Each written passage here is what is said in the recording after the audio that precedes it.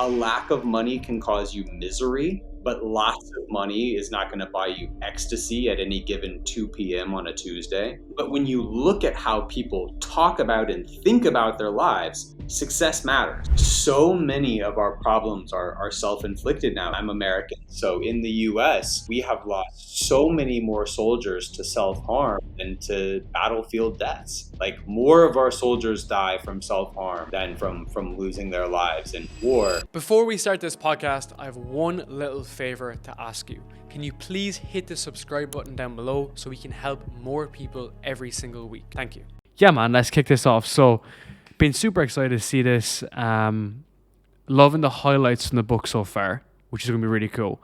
And where I wanted to start is, you might be solving the wrong problem. Why is that? Yeah, so in the book, so just to step back a little bit, the book is comprised of 50 essays, right? Which I think are these 50 truths about the search for money and meaning.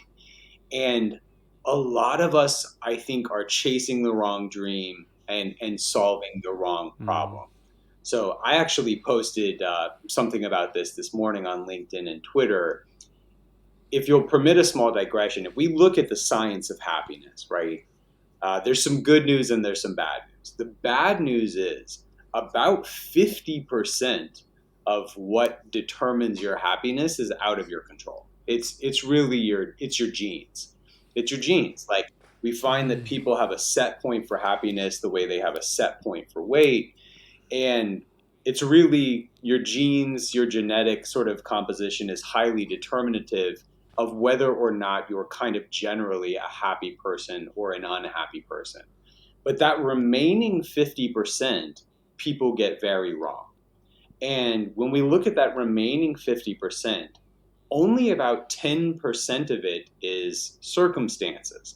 We really think that our circumstances are highly determinative of how happy we are. Like, there's the most famous study on this looked at paraplegics, so people who had been injured in horrible accidents and lost some use of their body, versus lottery winners. And it compared their happiness 1 year on. And what we find is that both groups basically end up where they started. And you would think, someone who's in a car accident and is now in a wheelchair is going to have a very different path to happiness than someone who just won $1 million in the lottery. And yet we find that, the circumstances, they have an initial impact. Like, yeah, for the first month or two, winning the lottery is great, and having been in an accident sucks. But after that, it's like, wherever you go, there you are. So only 10% is what happens to you, and 40% is kind of your attitude and what you do with it. So this has to do with chasing the wrong dream, because a lot of people chase that 10%. They go, I want to chase that 10%. I want to chase that big house. I want to chase that fast car, that beautiful spouse, that vacation or whatever. And the reality is that's a tiny, tiny piece of the pie. And it's a piece of the pie to which we get acclimated very quickly. So Dan Gilbert, Harvard guy who writes about happiness a lot. I'm going to misquote him a bit, but it's the gist of it. He says, people who pursue wealth as a form of happiness are missing out on different, more effective means of achieving joy and well-being.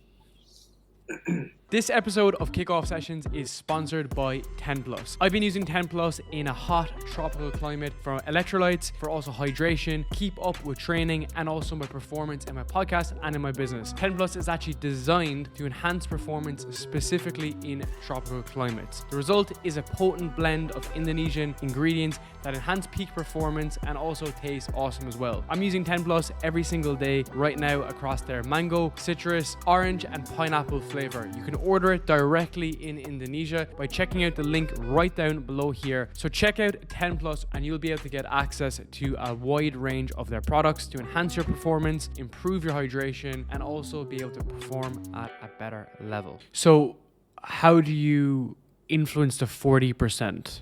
then as a result. And I've seen this quite a lot, right? When I see people in like a beautiful place and they're like complaining, right? I often say like they're not going to be happy regardless where they are, right? They're complaining about this, complaining about the traffic, complaining about the food, complaining about the weather.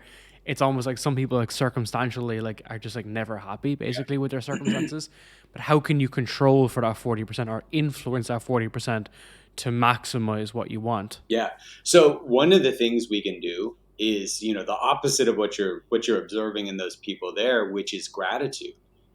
Gratitude, just a Yeah. simple writing down, like even one bullet point, a simple writing down of what I was happy for today, like something nice that happened to me today, is good for an 11% increase in happiness. So this is comparable. This is Hmm. comparable to certain medications.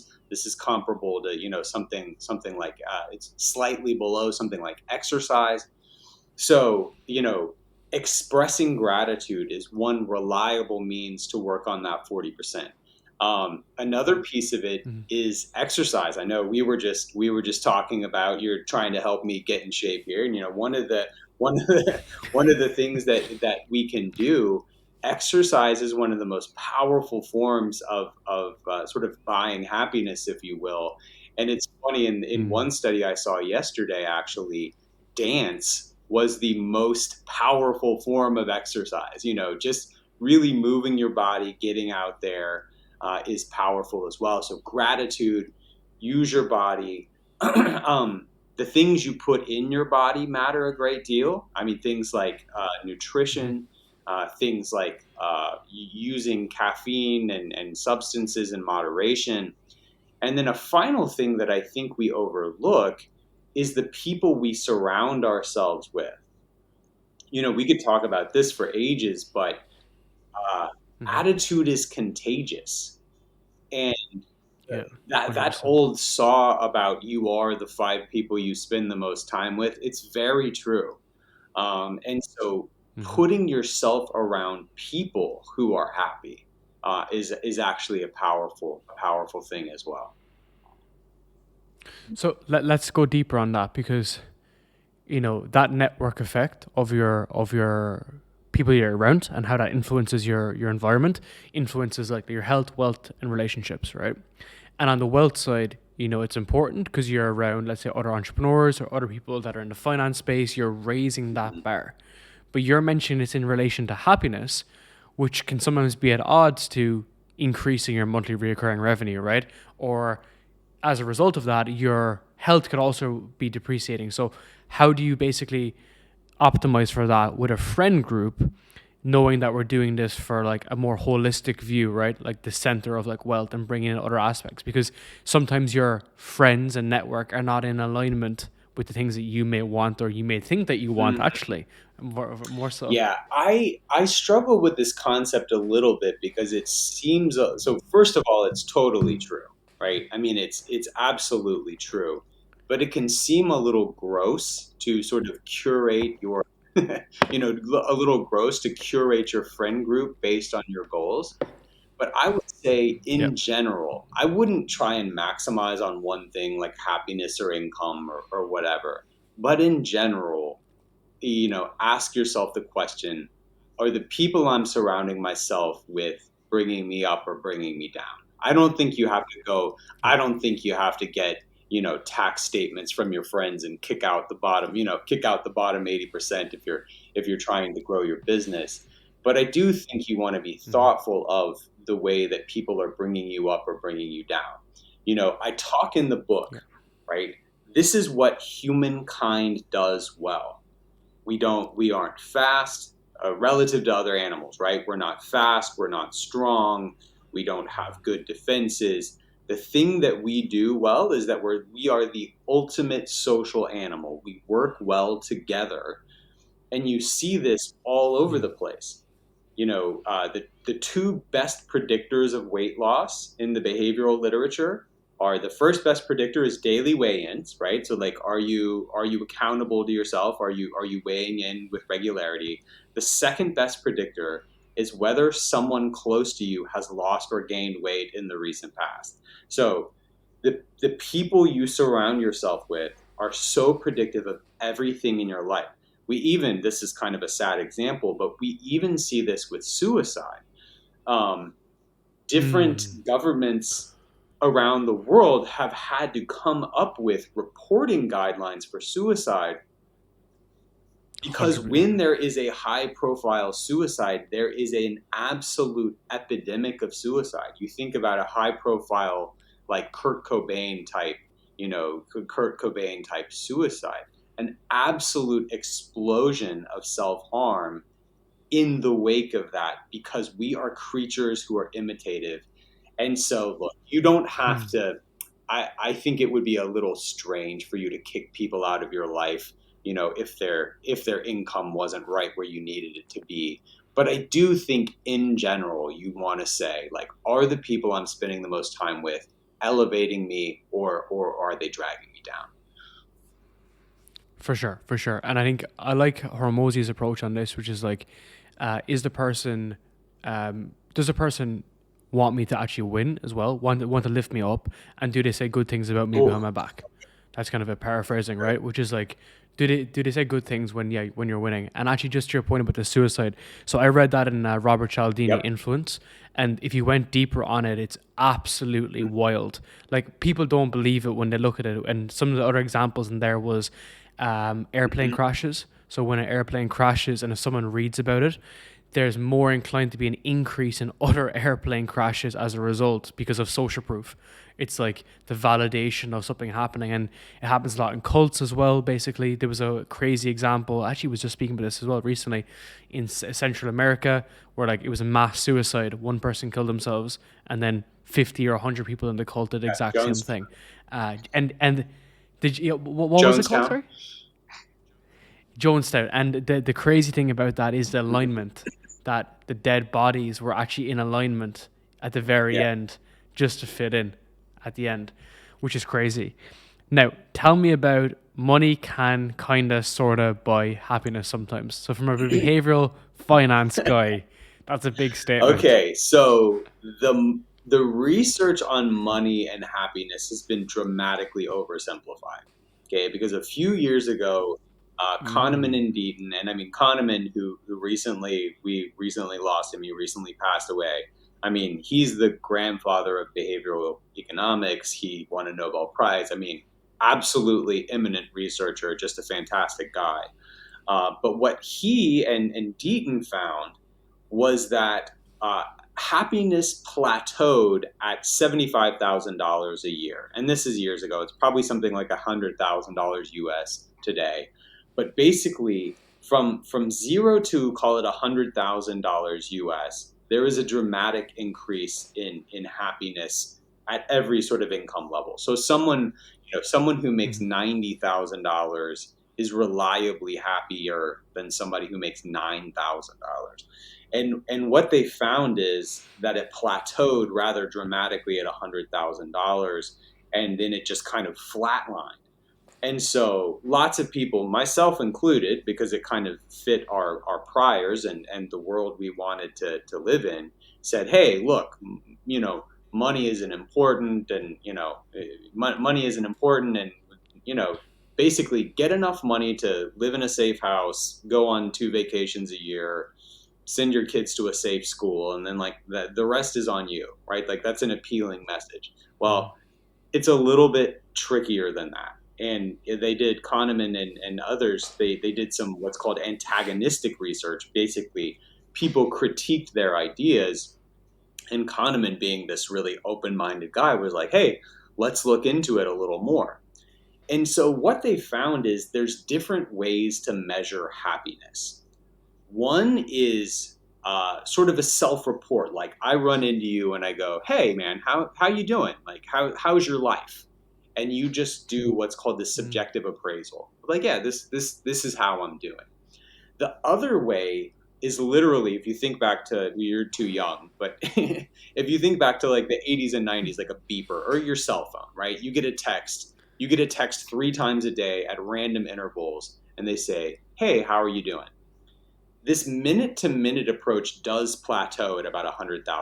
When you ask people sort of real time, hey, how you doing? In this moment, we do find that effect, right? It really plateaus at $100,000. But the subjective appraisal where you ask people, hey, evaluate your life for me, look back on your life and tell me how it's going, it goes up and up and up and up and up to about $500,000 a year in income, which is significant, right? I mean, that's about 10 times the average American salary. And they find, so that was one finding, right? Was just that, look, there's different ways to measure happiness. If you're talking about the pain or the pleasure of a given moment, that sort of absolute immediacy of a moment, yeah. Money can, a lack of money can cause you misery, but lots of money is not going to buy you ecstasy at any given 2 p.m. on a Tuesday. But when you look at how people talk about and think about their lives, success matters. And so there's sort of different ways to, there's no blood test for happiness. There's different ways to sort of parse happiness. The other thing that they found that was fascinating was that I cannot remember the exact percentage. It was about 10 to 15% of people were never happy at any income level. They were just miserable. And it was throwing the data off. And that's back to our previous conversation. They weren't happy with $90,000. They weren't going to be happy with $900,000 or $900 million. They just needed to work on themselves. And then the final thing I'll say about this is there are certain ways that we see in the research where spending money does buy you happiness. Spending money to get out of stuff you hate reliably buys you happiness. Like I have not mowed my yard in 15 years. Like you will never catch me mowing my yard, right? But I like gardening. Like I like putting out mulch. I like doing other physical labor, but I have a big yard. It's steep. I hate it. Like I'll never do it. That buys me happiness, right? So getting out of work you hate buys you happiness. Seeing the world, like travel, reliably buys happiness.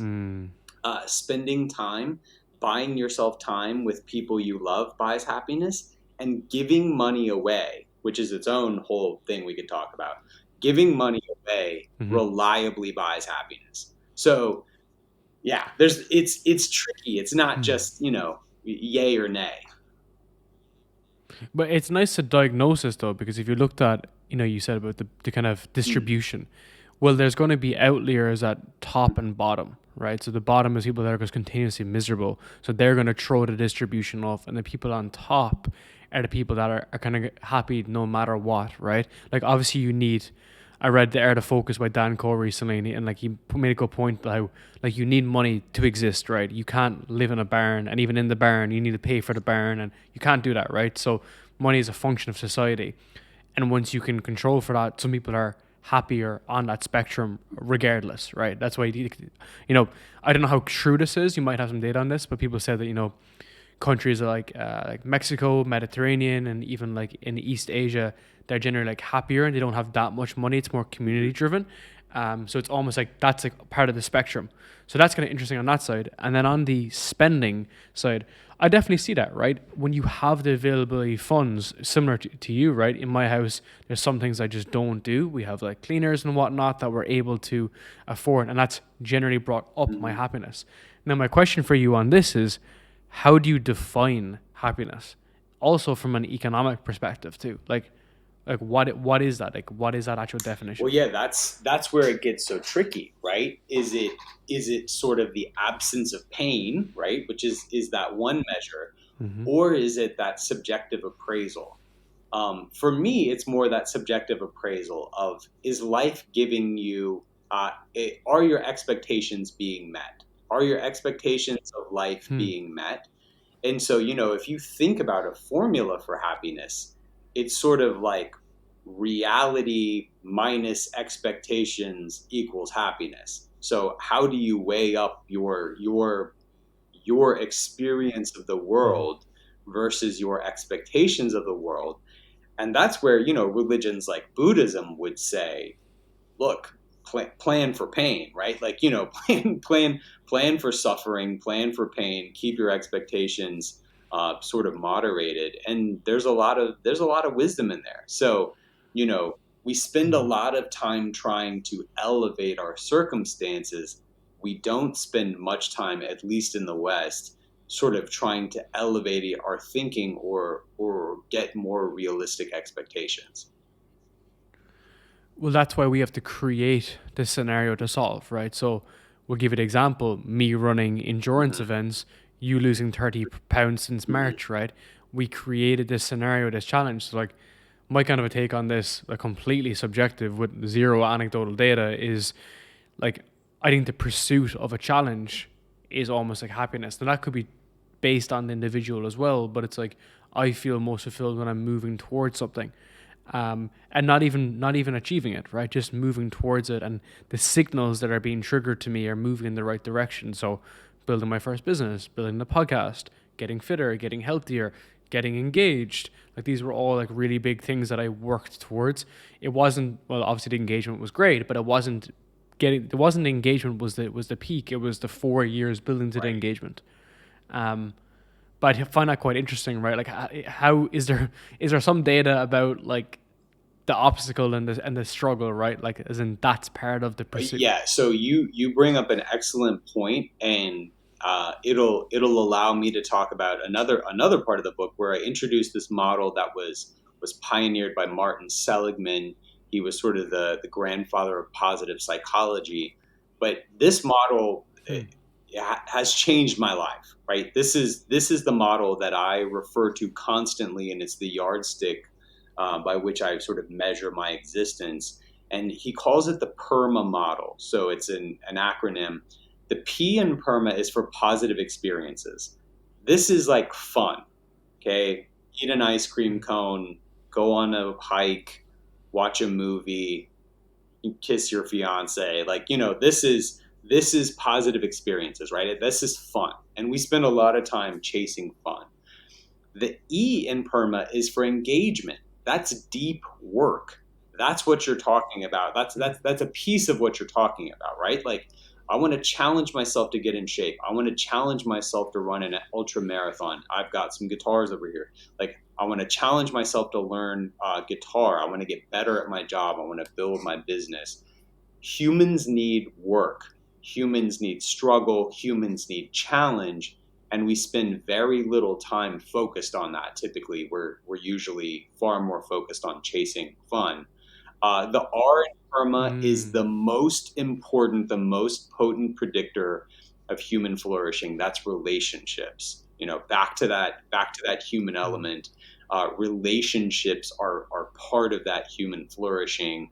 The M is meaning, which is we need to be working for something bigger than ourselves. Before we hit record, you told me about your charity, right? You have an animal charity. That's that. Yoga, religion, spirituality, philanthropy. That's working for something bigger than money, bigger than self is critical. And then the A is advancement. We want to be better today than we were yesterday, right? That's me losing weight. That's you, setting a new PR at the gym. That's you running this race. We want to be growing. If we're stagnant, we can't be flourishing. So those are really the 5 dimensions, right? Are you having fun? Are you working hard and working hard on something that's immersive? Are your relationships right? Are you doing something meaningful that's bigger than yourself? And are you growing? And that's like more than happiness. That's joy. That's flourishing. Because happiness is a little bit transactional. I think kind of the way we talk about it. That's what we're after, I think. Well, that's why I love chatting to you about this, because you're a numbers guy. Like, you come from the research and the data side, so it's very interesting to see you talk about happiness, right? Because that's not really talked about in that domain a lot of the times, right? If I was to look at those 5 or whatever different verticals and compare it to the average person who soothes on social media, alcohol, food, all this kind of stuff, you don't have time to work on these things, because there's a lot in that, right? To have a passion project, to have something you enjoy, to have a partner, to have friends, it takes deliberate, constant action. which is kind of like at odds to how the world is being situated, which is back to the pleasure side. It's almost like everything is back into pleasure. And I've just seen that kind of almost destroy people like my age, right? And not even like too crazy, just mainly like social media on that side, or maybe even a bit of like food and alcohol. But when my initial stage out of this was I removed alcohol, which was like 2 years ago, come up to 2 years next month. That was the first kind of like stepping stone, and then it's a snowball effect. And what I just noticed was I had just way more time to focus on these things, which to me kind of seems, and to you as well, it's like almost like, yeah, this is really important. But how would you make this actionable for people? Like where would they start in that pursuit? Well, so one of the things that I'm gonna answer that. Let me speak to the first part of what you said there, because I think it's brilliant. Mm-hmm.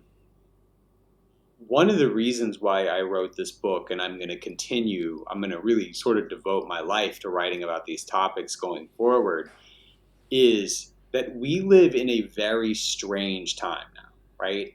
For the first time in human history, we as a globe produce 2,000 calories of nutrition per person that's alive today, right?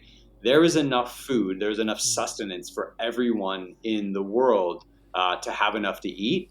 And, hunger, which is still a problem. I don't mean to minimize the places where it is a problem, but hunger has never been less of a problem than it is now. And yet we see dramatically more people dying of excessive consumption than a lack of consumption. For almost all of human history, the problem with food was we don't have enough. The problem is now we have way too much, like especially in developed countries, right?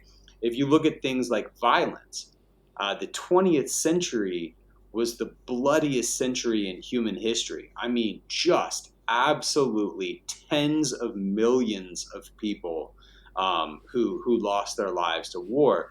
The 21st century, notwithstanding a number of brutal conflicts that are going on right now, has been really nice. Like it has been, we are living in one of the most peaceful times, right? Even at the local level and national level, crime is way, way down. Crime is way, way down from the 80s and 90s, almost across the globe.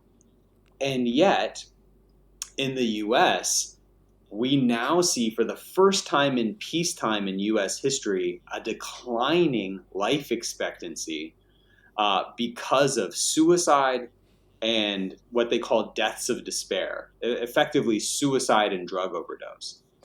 And so we've got this world, Viktor Frankl, the Jewish psychiatrist, Holocaust survivor, he talked about, ever more people have the means to live, but no meaning to live for.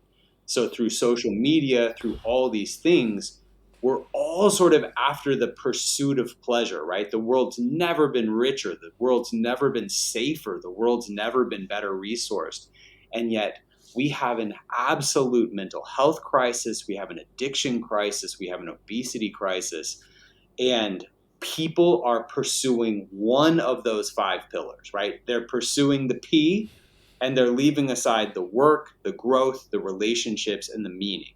We're ultra locked in on ease, leisure, and fun.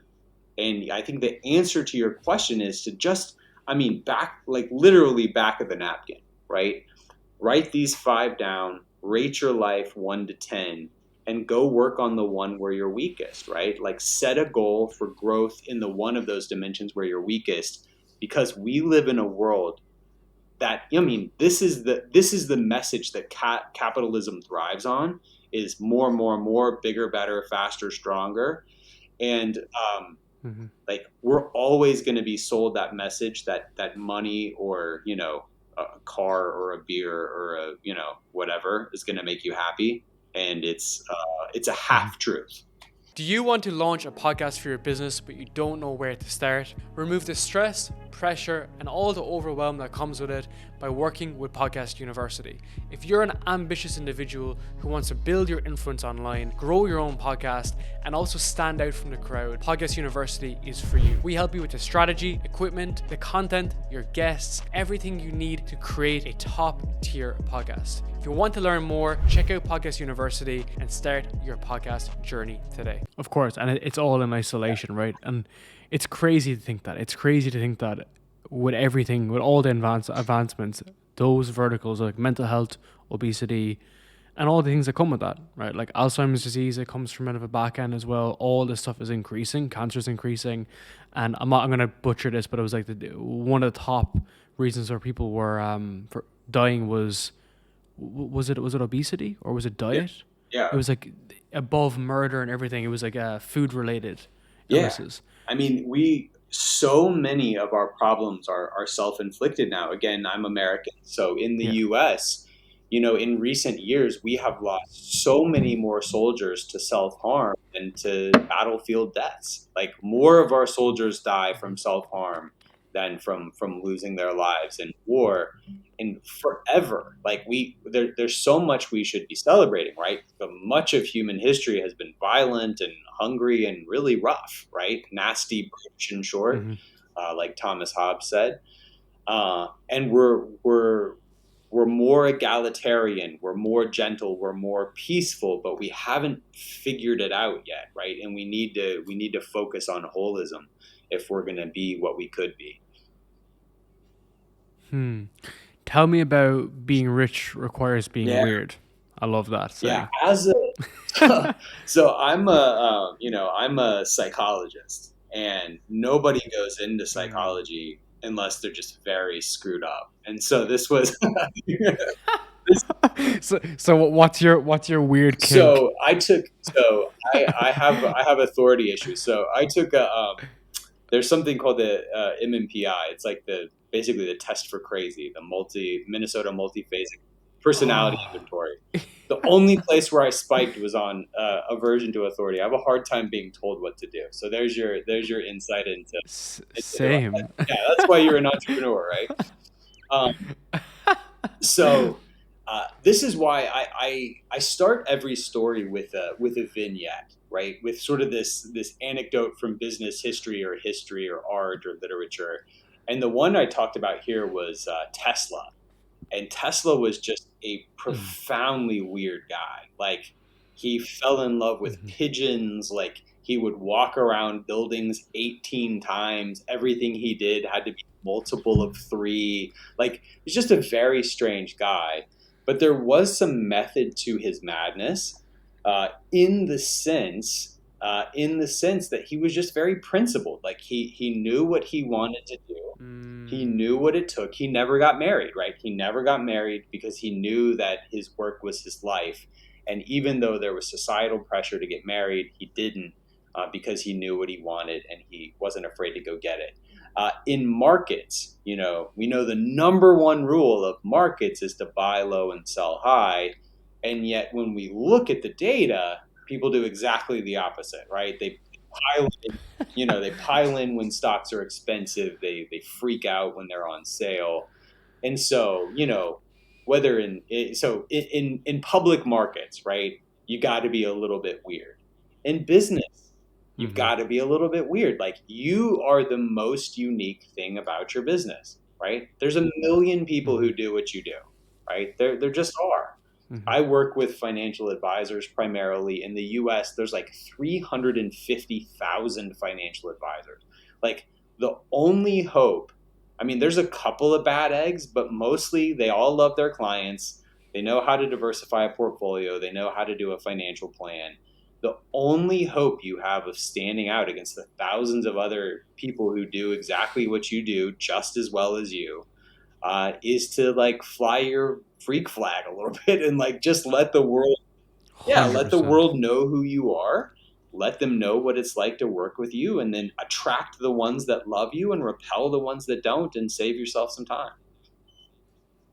It's crazy you brought that up. I just had a call with a guy on Monday, a private call, a really big personal branding guy, basically, for like very big entrepreneurs and everything. And he was very early in the space, one of the first companies doing it. And now he's like, yeah, now everybody's doing it. Like 16-year-old kids are teaching how to build a personal brand. And I was like, okay, well, what are you doing as a result? And he said that his moat has just been his brand, him as an individual. So he's like, the moat that I've been building in this like space of, everyone looking the exact same is just me, basically. Me and the results. And I thought that was super interesting because we kind of know it subconsciously. But again, it goes back to when you look at a Tesla car, fast forward to Tesla car being built, it's Elon Musk in the back end, and it's a bit of a weirdo, and you might kind of, you might drive it as a result, right? Because there's no place for coming second, right? For that stuff, it's like who's at the top of that for that particular reason, and that's what's been their unique factor. It's their unique mechanism. I always talk about that as well on the podcast. It's like, what is that unique mechanism? For me, it's like always wearing black, right? Like everything I do, it's like level of professionalism. We're always wearing black. Everything's dark, has a vibe, has the color. It's almost instantly recognizable because I think it's funny too if you compare to the podcast because you can get this information on Google. I always say this, right?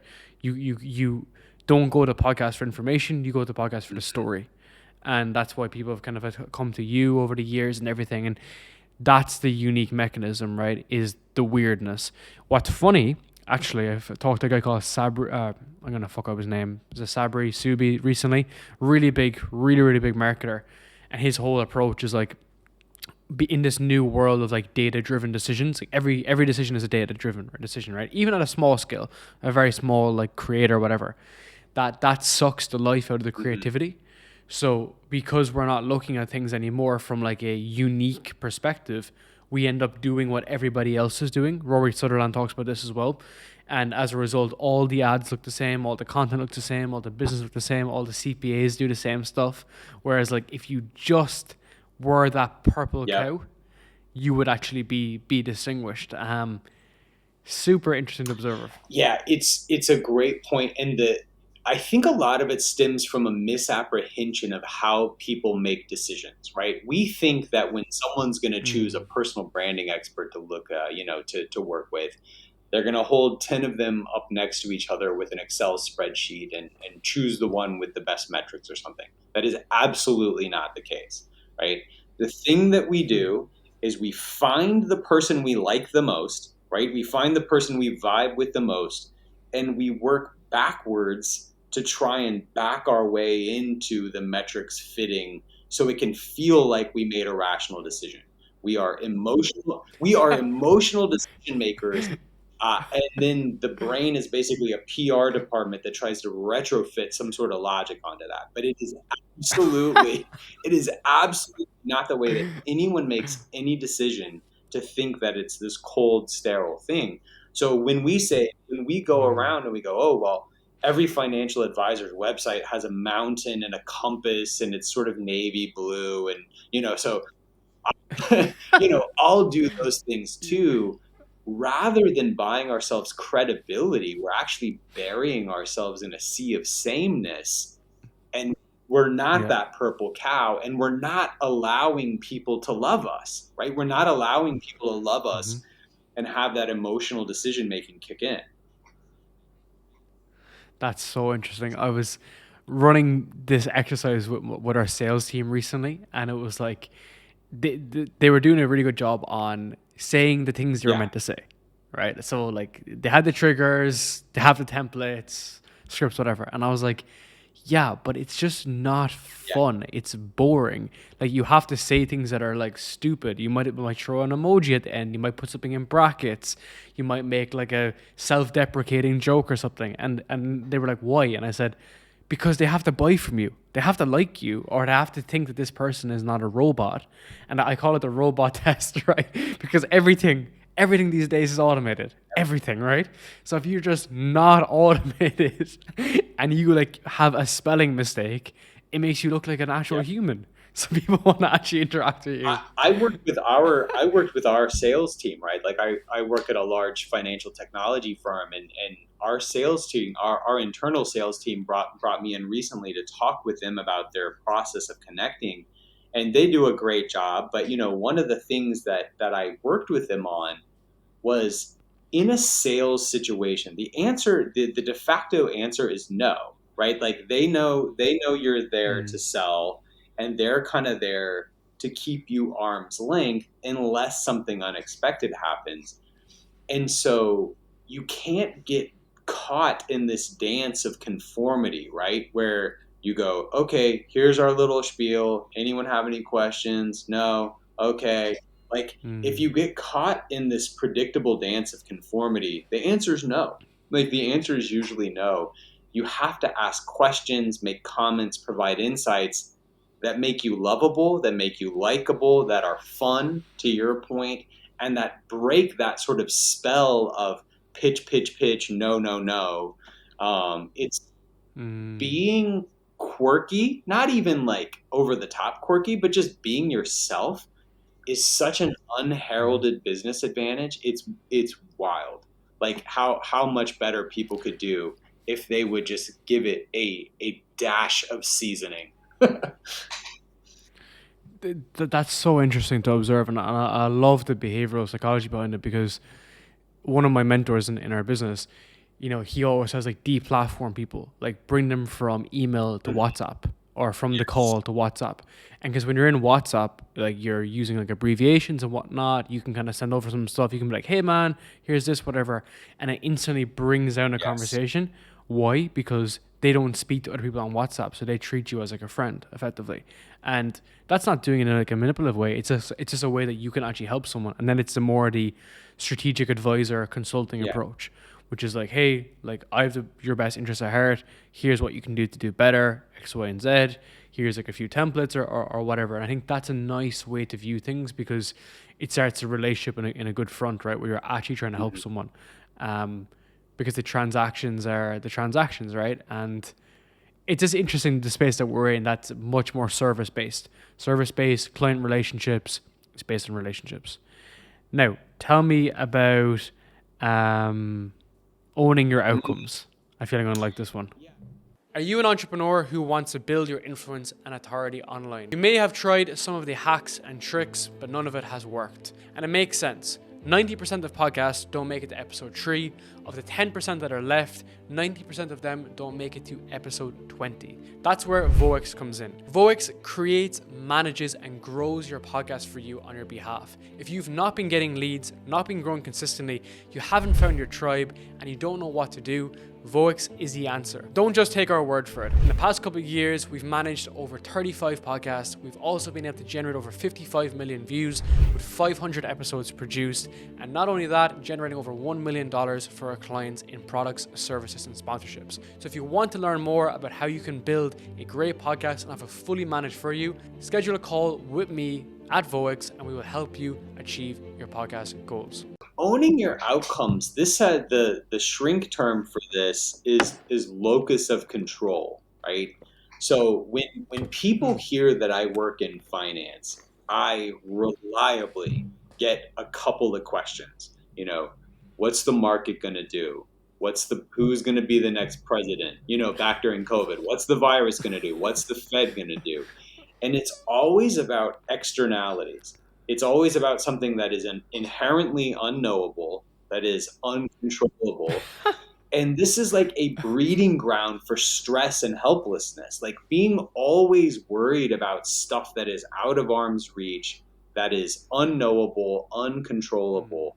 And what's more, when we look at the research on who's financially successful and what's not, and who's not, from investing, it's the people who learn to control the controllables, right? Like the best predictor of fund returns are fees. So funds with lower fees tend to have higher returns. So like managing your fees, working with a professional, diversifying, staying the course, you can do all that regardless of who the president's going to be or what the Fed's going to do, right? So all of that's in your power. So we tend to sort of be irresponsible, candidly. I mean, that's what it is. We tend to be irresponsible and we want to push it on to something else. I saw this when I was a therapist as well.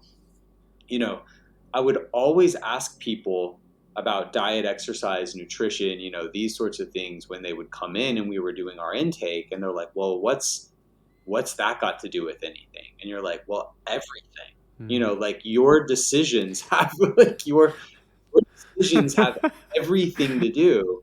And I would literally get, folks coming in drinking 3 liters of sugar soda a day saying like, I'm having heart palpitations and anxiety. Well, right. Like You know what I mean?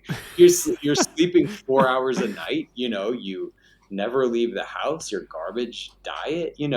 So there's an element of that. So part of it is just from the investing standpoint. The other research that I found interesting was CEOs, right? So CEOs of companies who had an internal locus of control, which is to say, I can influence the world around me, right? Like I can influence outcomes, I can influence the world around me, were dramatically more successful. I believe it was 7 times more successful than CEOs who had an external locus of control, like, oh, the market's bad, the economy's soft, there's headwinds.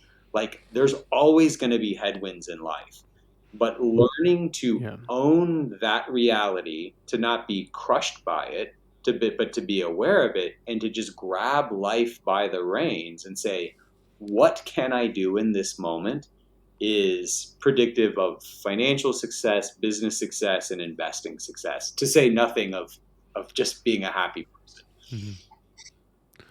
Well, it's pretty crazy to think that a CEO wouldn't take responsibility like that. Maybe an appointed CEO, because like you would think the natural entrepreneur wants to take that anti-authority approach whereby they take control of things, right? And they'd have that approach because it seems like to me it's almost like a form of cope, right? Again, it's making excuses, external factors for things that you can control, and it's like the more internal work you do, the better the external return. So I can give you a personal example. I remember the earlier stages of our business, we were definitely like locked in like a revenue range, super locked, like banging my head off the wall, but basically just couldn't figure it out for a few months. And I remember a lot of the signals in my brain was like, it's me. Like it's me that's the entrepreneur is always a bottleneck, right? Which was like more reading, more learning, and even the concept of just reading just allowed me to think a little bit better. And then eventually over time then things kind of improve and so on and so forth. Started to reinvest in myself as well, reinvest into like mentorships and programs and stuff, things that I just needed to do effectively. But it's so easy that when you meet the wall of resistance, you blame other people. Have you ever read Turning Pro by Stephen Pressfield? I love Stephen Pressfield. I have you read read The Turning War Pro? of Art too. Yeah. Oh, you have read Turning Pro. Oh, sorry. Yeah. Well, my favorite part about there is like he gives the example of the guy picking cherries is in California, and he's like, this guy just shows up 3 times a year, and he just picks the cherries. He just gets on with it, gets the money he needs, and comes back 3 months later, and he's a pro at what he does. Right? No external factors. Doesn't complain. Doesn't bitch. Doesn't moan. He just does the work he needs to do. And I don't know, like people of your generation, but of my generation, I feel like there's just an absence of doing the work. There's just a clear absence, and there's all these excuses that filter in as a result. Well, I love what you did when you encountered this bottleneck in this range boundness in your business, and you said, "Look, I'm probably the problem. Like I'm the problem." People think that's a disempowering comment, right? Because it's like, oh, I'm blaming myself. That's tough. That means I have to take more action or whatever. It's actually the opposite. It's actually so empowering. And it's like, look, it's the difference between shame and guilt, right? It's like I'm not going to beat myself up about being the problem. I was doing the best I could given what I knew at the time, but I know I'm capable of more. So weirdly, owning your outcomes is so empowering. Like always looking for a scapegoat, always looking for someone to blame or shirk responsibility is such an exhausting and inauthentic way to live life. It's way easier to just go, hey, I screwed up. That doesn't make me a bad person. Like I need to learn more. I need to grow more. And like, that's an opportunity. Let's go. So I love what you did there. I like that. I think looking at it from like a benchmark as well perspective, like sometimes I don't know how you feel about this, but I've interviewed a lot of like very, very successful entrepreneurs, and some of them really struggle with comparison because their other friends are like really wealthy individuals or they wish they could be bigger or they look at different companies. And I just interviewed someone recently and I said, hey, like, you know, you're in your 20s. The company had raised capital and so on, but they were doing around $1 million a month. And I was like, if you looked back at that, and if someone else showed you this business, you would say that this is super successful. Yes or no? He said yes.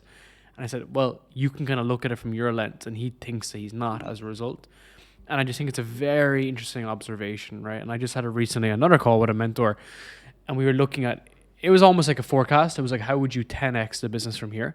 And I was like, well, I wouldn't do it myself. I wouldn't be able to do it myself. I'd need to bring people in and improve on different aspects, right? Because to think you can do something on your own is almost ridiculous, right? And I asked you earlier, did you have a nutrition training coach? I have a sales coach, business coach, nutrition coach, strength coach, and an endurance coach, because I can't do things myself. I can't do everything myself, right? So it's like I'm in a good position where I can pay with my wallet versus my time, for sure. But I feel like moving up to that gradient is a good way to improve your happiness, right? Because some guy who spends 24 hours a day looking at spreadsheets of nutrition knows more about nutrition than you do, just generally speaking. It's an interesting observation. No, it is. And I think there's a lot of wisdom in what you talked about, right? So another chapter in the book is called Comparison is the Thief of Joy. And so one thing I talk about that chapter is getting good reference classes, right? So getting good reference classes. A business that's making $1 million a month in revenue, like if you reference that versus the world, that is astronomically right-tailed. You're like the 99.99 percentile of entrepreneurial performance, right? But we have a poor reference class. Like our reference class, I mean, this happens to me in finance. Like many of the people with whom I work every day are extraordinarily wealthy. So it can be easy for me to take my, by comparison, modest means and go, I'm not measuring up. When, when in any rational accounting of that would say I've done great, right? But I have sort of a poor reference class. So make sure you're being thoughtful about your reference class. Is one sort of piece of advice. The second one would be exactly what you said to them, right? Which is compare yourself to your former self, right? It's like there's this idea in you're running a race of one, right? You are running a race against yourself. If you're looking for someone who's richer, stronger, faster, better looking, there will literally always be someone, and you will always be sad. So compare yourself to your former self and run that race of one. And then the third thing I would say is make sure you're using a holistic yardstick as well, right? Like again, money, business revenue is one piece, right? There's nothing wrong with growing a business. There's nothing wrong with being wealthy or caring about that, but it's not the whole ball game. And, it shouldn't be our only metric. How are those relationships? How are you giving back? How are you growing? I think is a more generous way to conceptualize a life than just, your P&L or your revenue for the month.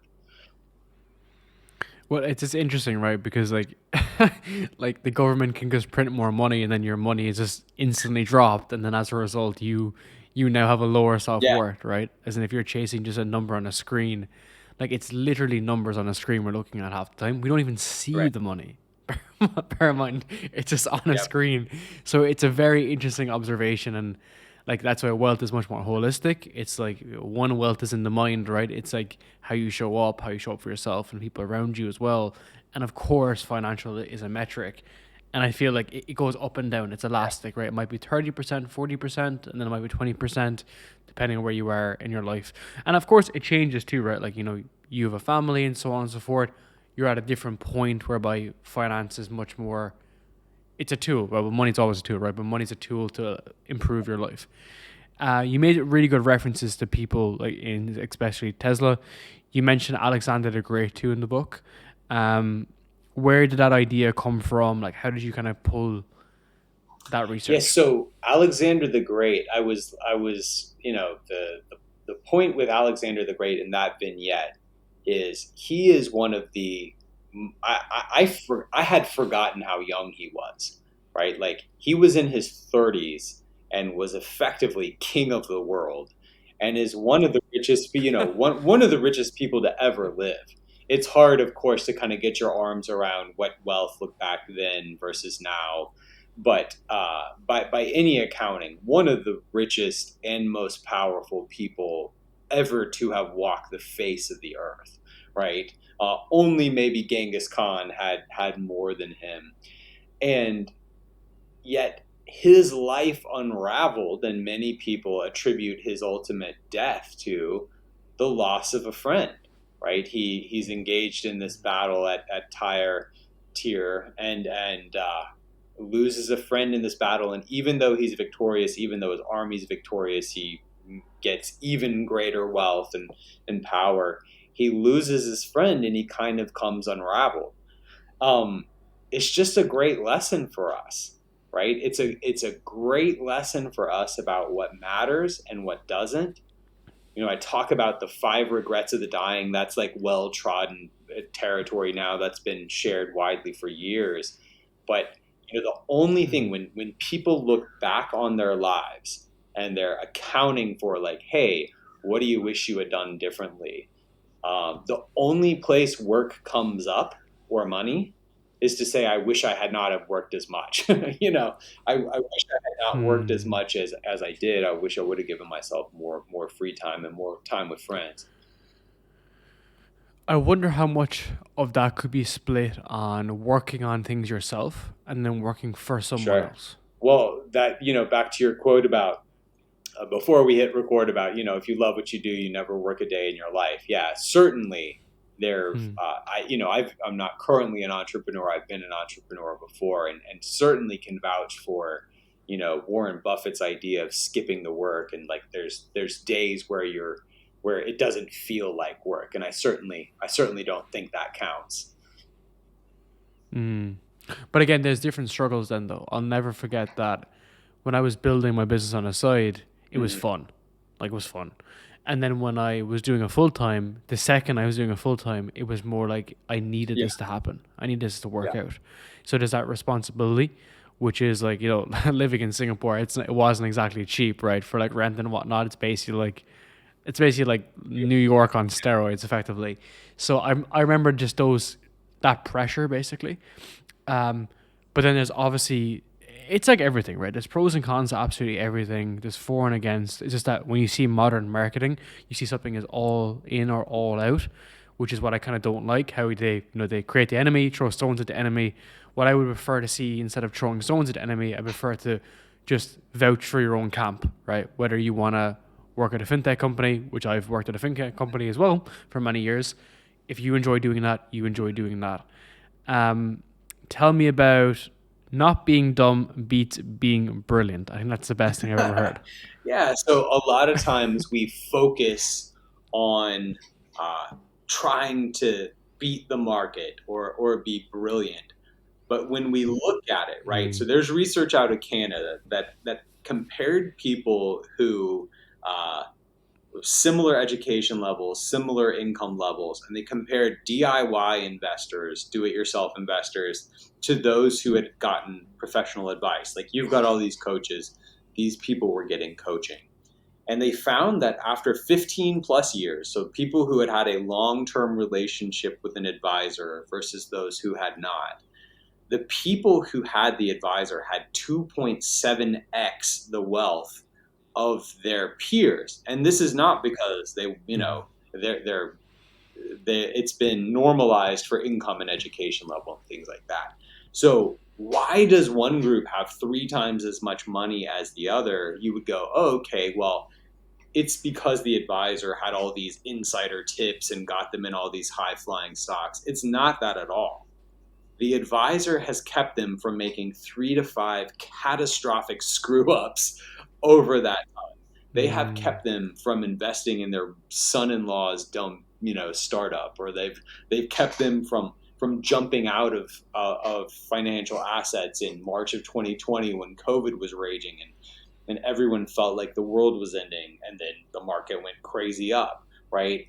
It's really all about controlling those risks and controlling downside way more than it is trying to shoot the lights out. but it's just not as sexy, right? Like avoiding mistakes Yeah. is not as sexy. It's not sexy to earthquake proof a building until the earthquake comes. But life tells us in many different facets, money being one of them, that avoiding those big errors is way more telling than trying to be exceptional. If you're familiar with Justin Welsh, he kind of really leans into this, right? He just has a boring cash flow business. He came from all the VC backed world, so did I, and it was like the VC world is like, we want you to become a unicorn company, and that's why they're giving you the 10 or 20, 30 or 40 million, whatever. So as a result, that's where the failure rate is so high, because the goal is so high, right? It's just crazy. If the goal was 10 million a year, they would have got to that point. Whereas like his principle on this is like, I'm happy out making $1 million or $2 million a year, and I'm chill. And I think it's very interesting to observe, because instead of shooting for everything and ending up with nothing, he's very much happy taking a practical approach. And that's what business is, right? It's like taking the small risks, minimizing the risks, minimizing the downsides.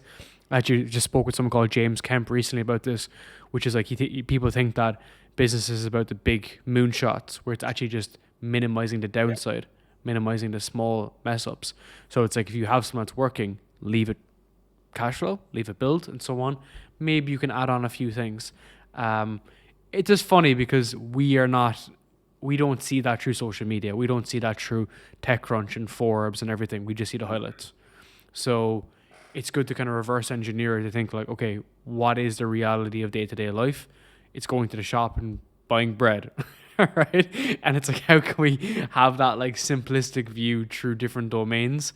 Because it's not meant to be like hot and cold 24/7, right? Because that's how you end up blowing these accounts. Yeah, at the risk of using a baseball analogy with a European guy, this is this is the Moneyball approach, right? Like when in Moneyball, when they ran into these problems with the scouts were looking for big, sexy, obvious indicators, right? Like, is the guy super ripped? Like, does he hit home run? Does he hit the ball 500 feet? And the real answer was, does he get on base? Right? Does he get on base? Does he hit singles? Does he walk? Does he get hit by pitches? Does he get on base is a better predictor of ultimate success than the sort of more obvious marquee level thing. So like, what is that for your life? What is that for your business? What is getting on base? And are you spending too much time trying to hit a home run? I love that. I'm thinking through so many examples. So I give you an example. We are like a partner with a bunch of companies that do podcasting. So we build a business on the back end, and a lot of people are looking for like, the big launch. They see the big launch and the product sales and the big launch and stuff. Whereas if it's a continuous product, there is no big launch. It's just a consistent feed and a drip feed of leads, and leads become customers, and customers become fans, and that's what customer success is. It's just that boring consistency. But again, it's looking for the highlights. People are looking for the highlights, which is, I call it the infinite game, right? The finite game is we need the exit, we need the big win. The infinite game is I'm not playing to win, I'm playing to play forever, right? The game is to keep on playing, which is a nice way to view things, right? Same in finance. I want to say a big thank you, sir. This was a great session. This is one of my favorite sessions in the past year or two. And our last podcast, I don't know if you remember this, but it exploded my laptop. It wasn't this laptop, but I remember our last podcast had exploded. So I'm glad there was no issues with this one. Too much heat, too much wisdom for one laptop. No, thank you for it was too old. Yeah, thank you. My pleasure. And the book as well, we're going to put the book in show notes and everything. I really want to get that out and help you promote that, of course, and to your newsletter and everything as well. So whatever you need, I'm happy to be there as to help you along as well. You're the best, man. Thank you again.